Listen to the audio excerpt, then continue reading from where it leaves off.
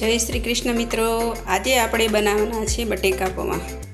एकदम टेस्टी અને સ્વાદિષ્ટ અને ખાટા મીઠા બટેકા પૌવા બનાવવાના છે। તો એમાં મેં આ સિંગદાણા લીધા છે, પછી આ લીલી દ્રાક્ષ લીધી છે, લીમડો લીધો છે, પછી આ સાકરનો ભૂકો લીધો છે, લીલા ધાણા લીધા છે, પછી આ લીંબુ, ટમેટા, ડુંગળી અને મરચાં અને આ બીટનું છીણ કરીને લીધું છે। તે બટેકા પૌવામાં ખૂબ જ સ્વાદિષ્ટ અને સરસ લાગે છે। જો તમારા બાળકો બીટ ન ખાતા હોય તો પછી આવી રીતે તમે કંઈક નાસ્તો બનાવો એમાં છીણીને ઉમેરી શકો છો। અને આ મેં બટેકા બાફીને રાખ્યા છે અને આ પૌવા લીધા છે। પૌવાને આપણે હવે 2 પાણીએ સારી રીતે ધોઈ લઈશું। જો મિત્રો, પૌવાને આપણે સારી રીતે ધોઈ લઈશું 2 પાણીએ।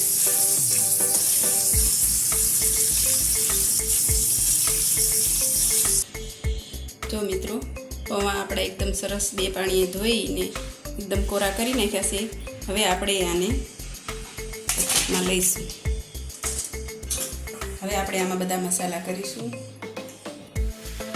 सौप्रथम हळदर, धाणा जीरुं पाउडर, गरम मसालो, लाल मरचुं पाउडर, मीठुं અને આ સાકરનો ભૂકો છે લીધો છે એ આપણે સ્વાદ અનુસાર અંદર ઉમેરી દઈશું। રસ છે એ આપણે અંદર મૂકી દઈશું।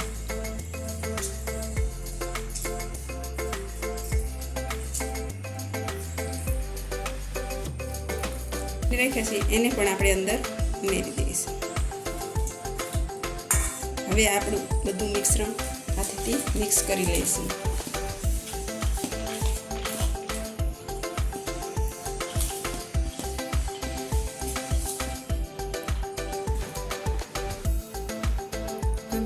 આપણું બધું બટેકા પૌવા બધું મિક્સ થઈ ગયું છે। હવે આપણે આનો વઘાર કરીશું। જો મિત્રો, આપણે તેલ ગરમ કરીને રાખ્યું છે। હવે આપણે એમાં ઉમેરીશું। હવે આપણે તળી ગઈ છે। હવે આપણે એમાં જીરું ઉમેરીશું।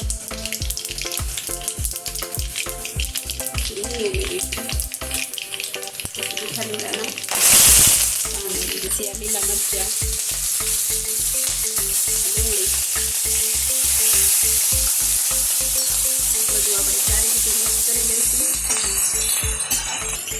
પછી આ સિંગદાણા અંદર ઉમેરીશું।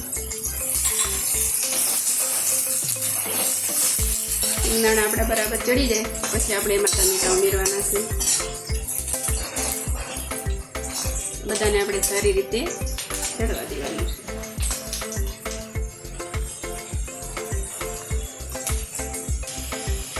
હવે આપણે આમાં ટમેટા ઉમેરીશું। બધું મિક્સ કરી થોડી હળદર, થોડું મીઠું, થોડું ધાણા જીરું પાવડર, થોડો ગરમ મસાલો અને થોડું લાલ મરચું પાવડર બધું ઉમેરી અને સારી રીતે મિક્સ કરી દઈશું।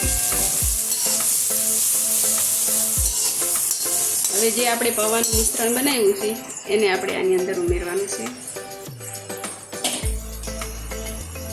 હવે આ બધું મિશ્રણ આપણે આની અંદર ઉમેરીશું।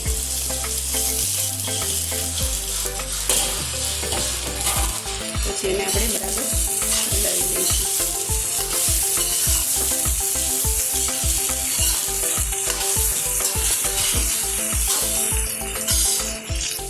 તો મિત્રો, પૌવા આપણા રેડી થઈ ગયા છે। હવે આપણે આમાં લીલા ધાણા ઉમેરીશું। પછી બધું મિક્સ કરી લઈશું।